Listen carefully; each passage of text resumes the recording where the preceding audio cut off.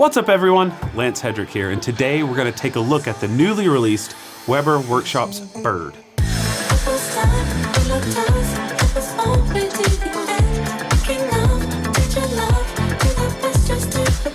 Now, when this was first announced, a lot of people were very confused as to why something that looks like a French press would fetch a $360 price tag. We're going to take a look at the build of it, how it brews coffee, and I'm also going to talk about my experience of pitting it up against a lot of other brewers that purportedly do roughly the same thing. This is the bottom of the coffee chamber. So as you can see, we have that honeycomb structure right on the bottom. You can place in the mesh filter it comes with in order to brew your coffee, which will give you that more thick bodied, allowing more of the, kind of grime to get through. Or you can place a paper filter inside, or you can do kind of a combo of both, which screws into this piece right here. Nice. That gasket is quite thick. So when you put this in and you twist it, there's a little gap that remains. Now, it's not that big of a deal. Ergonomically, it works the same, but it just is not as pleasing when you click it in. It doesn't make that nice click. It's not flush. Nice. You also have these three little hook kind of areas. Now, that is to hold in place our flappers right here. You put this all the way to the bottom inside the carafe. So remember, if you have a filter in there, you want to push it slowly, or you can kind of tilt it to the side so air escapes around the edges to make it go down easier.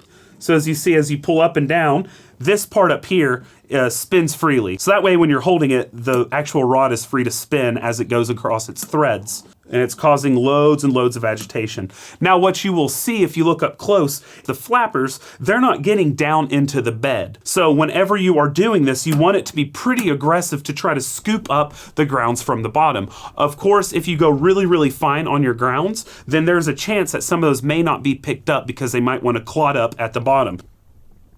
So if it goes down any further, it's gonna latch into those hooks. So the way that you latch is, you see there's some extra space here. We're just gonna lift this up. We're gonna let it spin all the way out.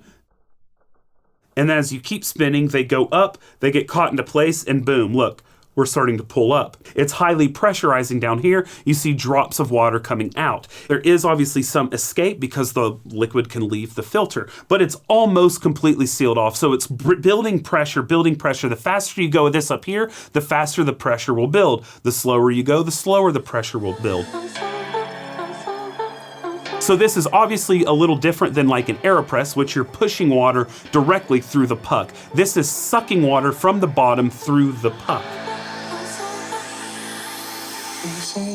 Okay, so that is a lot of brewers, I know, but I wanted to be as thorough as I could. A lot of people know about this. It's Jonathan Gagne and NextLevel, but essentially this little flap allows you to hold water in and then to release it. Now, this has no force acting on the extraction outside of gravity, so it was kind of a stretch to put this in, but I was just curious. This is no bypass with water passing through the bed, no bypass water passing through the bed. Thought, might as well check it out. I forgot to say that early on. I purchased the Bird full price, so we're good there. So we have the Wacaco Pipamoka, which I did not know existed, but it has a similar element to the Bird. You have this little chamber for coffee. You fill coffee inside. As you see, there's a screen on the bottom. All right, it holds about 15 grams of coffee. Kind of shake it to make it as level as possible. Then you put a screen right on top that has a gasket on it. So it makes kind of a capsule. So water can pass through up here, through the coffee, and out the bottom. So you put water in first, then you put the capsule in here, and it slowly sinks to the bottom.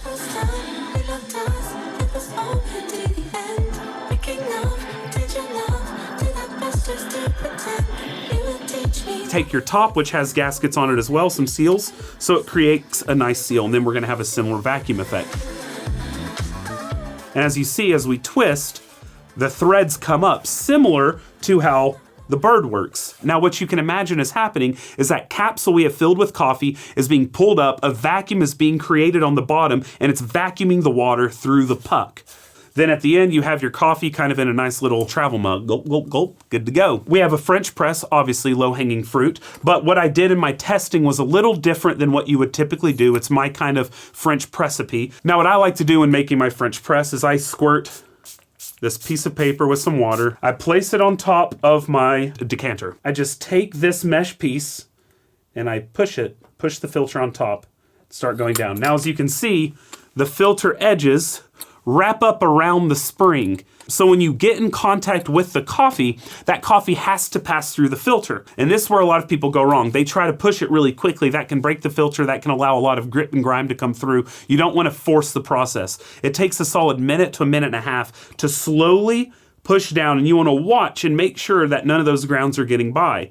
And if you go really slowly, you force all of the coffee through that filter. Now, I know a lot of people like to brew it and then filter it through a V60 filter, but the issue with that is it takes forever to brew through a V60 filter because of all the microparticles, fines, etc. inside the French press once you're done. So it'll sit there and clog because it's clogging the paper filter. This allows you to use some pressure similar to these other methods and will give you a really nice clean cup with all that full body you like in a French press. And it does force you to grind a little finer if you want a proper extraction.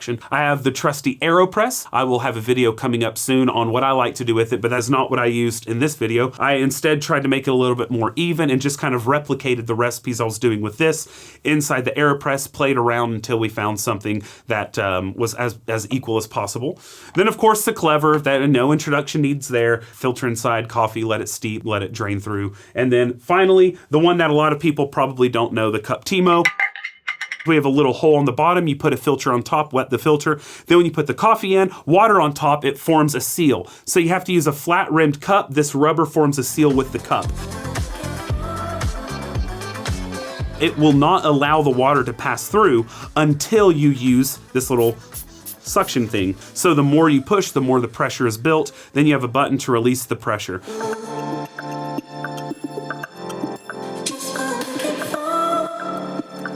So on taste alone, how did all of these stand up? Well, let's just go ahead and walk through them. The Pulsar was able to create similar cups to the Bird and vice versa. My preference was the Bird, not off taste, but because of ergonomics. So I guess that doesn't really matter. So I don't think the Bird is bringing anything brand new to the equation other than maybe a little faster time. What you have to consider is whenever you're using that vacuum force, you are forcing water through that coffee bed, which can allow astringent compounds through. When you're using more of gravity, a lot of those are going to be filtered out by the bed because you're not adding extra force pulling it through. So you can go really coarse with the Bird, which is what I prefer to do, and do a decent ratio like a 1:15, 1:16. You can get a beautiful cup and it's a lot more fun to make it. You could replicate the cup roughly the same out of the Pulsar. A lot of people have issues with plastic versus glass, but you know, it comes down to the price point and what you're wanting to buy. I know that Christopher Ferran and Jonathan Gagne both have been able to replicate what they're doing in the Pulsar with this to pretty good success. The Wacaco, one of the ones that is the most obviously similar to the Bird as far as it actually has a twisting mechanism. This one is a lot more limited than the Bird is. This one, like I said, you need to use 15 or less grams of coffee in order to pack that little bad boy in. Now this one does extract weirdly highly. Whenever you get it fine enough to really fit in there and to get a proper strength, it just jumps in extraction yield really quickly. One of the big issues with this is after you fill your little pot of coffee, there's obviously a lot of air in there, and since it's sealed, that air doesn't want to leave. It takes like 30-40 seconds to sink to the bottom because the water's having to pass through it and air bubbles are coming up, yada yada. Then at the end, they instruct you to tap, tap, tap to kind of force the air bubbles out of this. Now it takes like 20 or 30 taps until you stop seeing a lot of bubbles coming out. And at the end is when you begin to see that water change color. It's difficult for the water to penetrate into this for immersion to really happen. So you want to be really metered and slow as you're going through and screwing it out, because that is where the majority of that extraction is going on. So it does force you to grind a little finer, and it forces a bit higher TDS, a bit higher extraction, which actually was really delicious on some of the coffees that I was brewing. There were a couple of run-throughs where this was brewing the best cup. It did have some bitterness because of that higher extraction, but it was bringing some insanely sweet brews. It was very nice. There was no way I could replicate the clarity in the Pipamoka that I was able to get with the Bird. Obviously I could with the Pulsar, but not with the Pipamoka. It's like all made of plastic, and you know, it doesn't feel very nice as you're using it. It's not a premium product, and it's a lot cheaper too though. You're getting what you're buying. Now with the French press, this was what I was most surprised with. I never used French press. My first idea was to unscrew this bit and put a paper filter on the mesh and screw this back on, which I did. It worked lovely, but it was too much work. And so then I just put the filter on and hoped if I pushed slowly enough it would stay, and it did, and it was awesome. What was shocking to me is how much finer I had to go in order to match the TDS and extraction yield of essentially everything on the table. This one, we had to go a lot finer, even with a lot of agitation, in order to get the same TDS and extraction as these other brewers. Go a lot finer than you're used to, and you'll probably be really surprised. It gave us really sweet coffees. It gave us really clean mouthfeels that were also really thick and oily because of the sitting for 4 or 5 minutes. Obviously, we used the Aeropress. I did a lot of stuff with the Prismo attachment as well as the normal attachment. Whenever we would push extraction at all, this one would show up with a more bit of that astringency or bitterness that the bird was not really giving us. But in the end, you can get some similar cups. I really like the Clever, and this one always consistently was like being out-brewed by all the other ones. Now, of course, it could be the way that we were brewing. It could be a lot of different things, but we did many different coffees, many different extractions. The Bird, I would say, consistently beats it, but so did the Aeropress, so did the French press with the filter, so did all of them, right? Cuptimo did a nice job, but it also ran into restrictions because you're wanting it to drain quickly, so you keep going until it's fully compressed, which means that there's no more pressure that can build based off of this, and you're wanting it to drain quickly, but you don't know how much pressure that actually is, and then maybe the bottom filter ruffles a little bit and it starts sucking grounds in, or it's getting a lot of those compounds that, deliver astringency. But overall, does the Bird deliver something completely revolutionary, completely novel, that forces you to get this brewer in order to open up a new area of coffee extraction? The easy answer is no.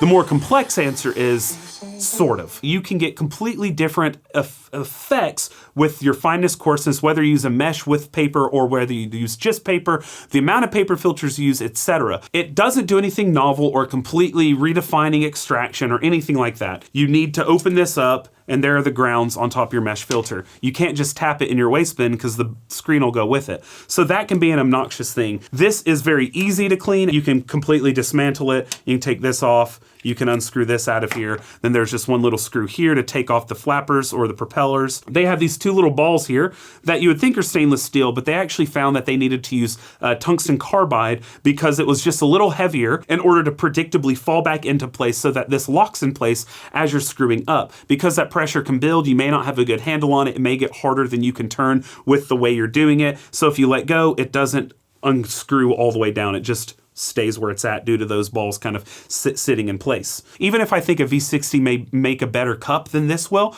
sometimes I use this because I enjoy using it so much. It is really, really fun to use. If you are not using that mesh screen, which can add some more resistance, which can help improve the vacuum, you may not want to go super coarse. I have found that that you'll need to go super slowly when you're pulling it up in order for the water to drain through because it can't build up as much pressure otherwise when you're going really coarse. So in this one, I'm going pretty coarse, but I'm double filtering it and I should be fine. If you're going super, super coarse to do some of those types of brews, just know that you may need the mesh filter in there to help improve that resistance. I don't preheat, but it would not hurt to toss it onto the kettle if you're wanting it to kind of optimize that. Since it's immersion, largely immersion, I don't really worry about it. You're kind of immersing the puck and you are doing some percolation. The puck needs to be a bit deeper because how wide this is. You need it at around 20, if not a bit more. And then there are obviously limitations to the amount of water you can use. Up to maybe 350, 400 grams is about the max you're doing here. My water is at temp, and I'm going to start my timer. And here we go. I have 20 grams in my brew chamber, so I'm going to go up to about, let's do 300, just a simple 1 to 15. Actually, I'm gonna go to 320 because I am grinding pretty coarse. We're gonna do kind of a typical 1 to 16. So we could go to 400 pretty easily. It would get just above this black thing. The first thing I'm gonna do is drop my propeller a bit, get it inside, lock it in, hold on, and then let's take it for a ride. Whee! The bottom base of the grounds, which is inside this brew chamber, I do believe that they're being disturbed because how coarsely we've ground it. So they're going to be picked up pretty easily because they're not settled in too deeply. Now, if we had really finely ground coffee in here, I'm a bit more skeptical that a lot is going on down there. It's really hard to kind of judge that though, because once you're done, once you pull it up and that vacuum occurs, it packs it all in there. So there's no real way to tell. So it's just me kind of speculating. But anyway, once we're done, once we feel good about the amount, you can count, you can do whatever you're wanting. I try to get a nice level bed at the end. So actually I do a little baby swirl, and then what you do is you lift. So that goes all the way flush and you push it in. And then I just start rotating. We keep going up and those seals are coming closer and closer to the lip of the carafe. Once they meet the lip, it'll lose all of its pressure, it'll lose its suction. So you can kind of see inside that there's still some liquid, there's not much left, so we're good to do a couple more turns, and there we go. So I see that the puck is dry, so I'm just gonna finish it, and we'll hear the little tss here in a second. You ready? There it goes. So we've broken the seal, and now we're done with our brew. So don't let looks fool you. As I said, this actually does a really great job of giving some clarity, flavor separation. Who is this product for? It's for people who really want to have a premium experience when brewing their coffee. They want to have fun. They want to have the kind of feel of it. They want something that'll last for a long time without having to rely on plastics. And it's kind of a showpiece, right? It's something that you can do a lot of different things in. And I'd be remiss to not mention that it can brew tea spectacularly well. If you're buying this, it wouldn't necessarily be to revolutionize the taste of your coffee. It would be for a premium experience with a premium product and a premium brand. But other than that, I'm gonna drink this tasty cup of coffee. I hope that you brew something tasty today, and cheers.